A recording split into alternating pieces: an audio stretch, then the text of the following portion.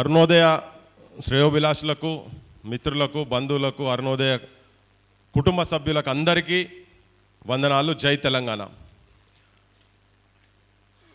చాలామంది అంటే నేను అరుణోదయం చూసిన దాన్నే 2 నిమిషాలలో చెప్పదలుచుకున్నాను. నేను అరుణోదయ లేనిది, అరుణోదయ పాటలు లేనిది, అరుణోదయ కళాకారులు లేనిది తెలంగాణ లేదు అని చెప్పేందుకు నాకు ఏమాత్రం వెనక ముందు ఏం లేదు.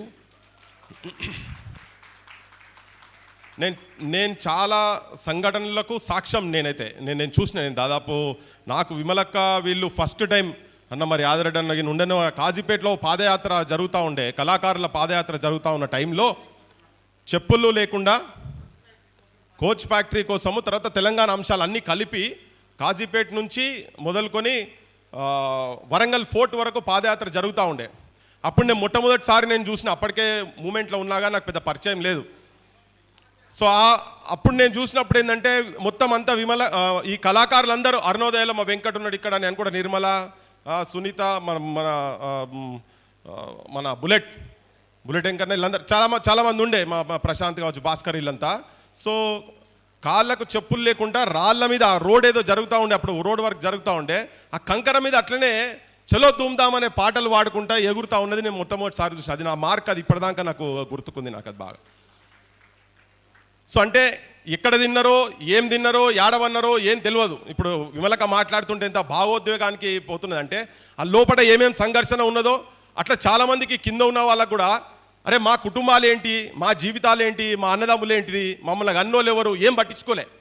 కేవలం ముందున్నది ఏంటంటే ఏదో ఒక లక్ష్యం, జనం గురించి పనిచేయాలనేది, ప్రజల గురించి పాటుపడాలనేది. అందుకే ఆ పేర్లు చెప్తా ఉంటే తనకు ఆ లోపల దుఃఖం తన్నుకుంటూ వస్తున్నది, లోపలిని తన్నుకుంటూ వస్తున్నది. అట్లా అంటే ఎన్నో త్యాగాల తర్వాత, సరే ఇవాళ భోగాలు అనుభవిస్తూ చాలామంది ఉండొచ్చు, కానీ నేను కావచ్చు, నా బోటోళ్ళు కావచ్చు, మా నాన్న లాంటి వాళ్ళు కావచ్చు, చాలామంది తెలంగాణలో చాలామంది, అంటే నేను చచ్చిపోతే నా శవాన్ని తెలంగాణలోనే దహనం చేయాలని చెప్పి మార్చరీలో పెట్టుకున్నటువంటి వాళ్ళు కూడా చాలామంది ఉన్నారు. అంటే జీవితంలో తెలంగాణ రాష్ట్రాన్ని చూడాలనే ఏకైక కోరికతోటి, ఆకాంక్షతోటి ఎంతోమంది ఉండే అటువంటి వాళ్ళకందరికీ మోక్షం కలిగించిన దాంట్లో ఒక ప్రధాన భూమిక పోషించిందంటే అరుణోదయ కళాకారులు. మలిదశ ఉద్యమంలో పల్లెనా పల్లేరులు మొలిసే పాలమూరులోనా మా తెలంగాణలోనా పాత గోడలు పందిరి గుంజలు చిన్నబోయినాయి, ఇండ్లు దుమ్ము పట్టినాయి అని నాకు అది గుండెలలో దిగి ఉన్నది. ఇప్పటిదాకా ఏడ ఉన్నగానే అది మర్చిపోలేని పరిస్థితి ఉంటుంది. కానీ ఇవాళ ఈ నేళ్ల తర్వాత నిజంగా కూడా బతుకులు మారినాయి, ఆ వలసల బతుకులు మారినాయి, ఆ ప్రజల బతుకులు మారినాయి అని ఒక్కసారి మనం వెనుకకు తిరిగి చూస్తే ఇంకా ఏం మారలేదు, ఎక్కడేసిన గొంగడు అక్కడనే ఉన్నది. ఇంకా కొంచెం ఇంకింత ఇబ్బందికరంగా ఉన్నది. ఎందుకంటే ఈ సెల్ ఫోన్లు వచ్చిన తర్వాత ఈ పోరాటాలు, ఉద్యమాలు అన్నీ బంద్ అయినాయి. ఇగో దీంట్లో బందీ అయిపోయినరు, ఉన్నది చెప్పదలుచుకున్నా. సో దీంట్లో బందీ అయిపోయినారు. ఇంకా అరుణోదయకు చాలా పని ఉన్నది. ఈ పాటలకు, ఈ సాహిత్యానికి ఇంకా శ్రమ చేయాల్సిన అవసరం చాలా ఉన్నది.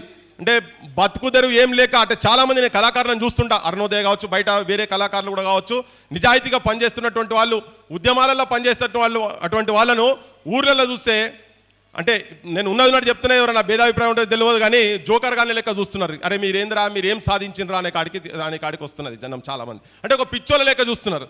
అంటే ఆ పిచ్చోళ్ళకి అంటే అనేటోళ్ళకి అర్థంగా కాంది ఏంటంటే ఈ పిచ్చోళ్ళు చేయబట్టే ఇవాళ ఈ సమాజం ఇక్కడ దాకా తీసుకురాగలిగినరు. నా సొంటోళ్ళు ఈ వేదికల మీద ఎక్కి మాట్లాడగే స్థాయి తీసుకొచ్చారంటే అటువంటి ఆ పిచ్చోళ్ళు అంటే నేనైతే జనం గురించి పనిచేసేందుకు ఏదో ఒక ఆలోచనతోనో, కమిట్మెంట్ తోటి, నిబద్ధతతోటి, క్రమశిక్షణతోని పనిచేసేటువంటి సంస్థ దాంట్లో అరుణోదయ అవ్వల్ స్థానంలో, ముందు స్థానంలో అని చెప్పడానికి నిదర్శనం. చూడరు పిల్లలు, చూడరు ఇక్కడ ఎవరు కుర్చీల మీద కూర్చుంటలేరు, డ్రెస్సులు వేసుకొని కింద కూర్చున్నారు.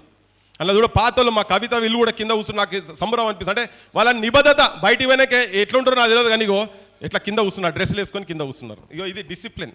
సో అది ఉట్టిగా రాలే. ఇక్కడ పైన కూర్చున్న వాళ్ళు కూడా అంతకుముందు కింద కూర్చున్న వాళ్ళే వాళ్ళు. మా విమలక్క కూడా అక్కడికి వెళ్ళి వచ్చిందే కాబట్టి ఆ డిసిప్లిన్ ఆ క్రమశిక్షణ వాళ్ళకు వచ్చింది. కానీ ఒకటేంటంటే సమాజంలో ఇవాళ ఎక్కడ మానభంగాలు ఆగుతలేవు, ఏది ఆగుతలేవు, భూముల మీద కూడా ఇంకా పంచాయతీలు ఉన్నాయి. ఇవన్నిటి గురించి ఇంకా అరుణోదయ సాహిత్యం కావచ్చు, అంటే సమాజంలో ఏ సమయంలో ఏ మార్పులు కావచ్చు, ఏ సంఘటనలకు, ఏ పరిస్థితులకైనా కానీ అరుణోదయకలు ఏదో ఒక పాట ఉంటుంది.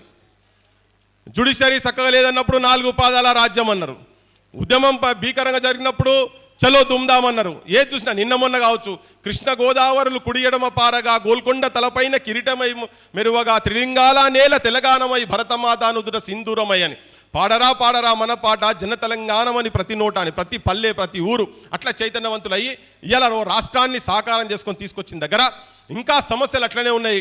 కనుక అరుణోదయం మీద ఇంకా బాధ్యత ఉన్నది. నాకు తెలుసు ఒక్కొక్క మీటింగ్ పెట్టేటందుకు, ఒక సభ పెట్టేటందుకు, ఏదైనా ప్రోగ్రామ్స్ చేసేటందుకు ఎంత ఇబ్బందిలో పాలై చాలా సందర్భాలల్లో తల దించుకొని కూడా ప్రజల గురించి పనిచేయాలని ఇంకా ఒక తపన తాపత్రయం అరుణోదయ సంస్థ. దాంట్లో ముఖ్యంగా విమలక్కకు తల్లికోడి లెక్క మొత్తం అందరిని తీసుకొని ఈ ఉద్యమంలో భాగస్వామ్యం చేస్తున్నదో దాని తనకు నేను కాదు యావత్ తెలంగాణ సలాం చేయాల్సిన అవసరం ఉన్నది.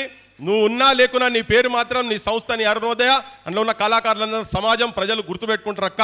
నేను చెప్పాల్సుకున్నది ఇంకా బాధ్యత మాత్రం ఉన్నది. ఇంకా చాలా ఎందుకంటే ఆ మార్పులు చేసే దాంట్లో కొంచెం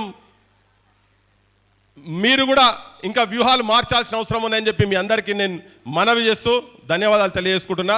జై తెలంగాణ, జోహార్ తెలంగాణ మన వీరులకు.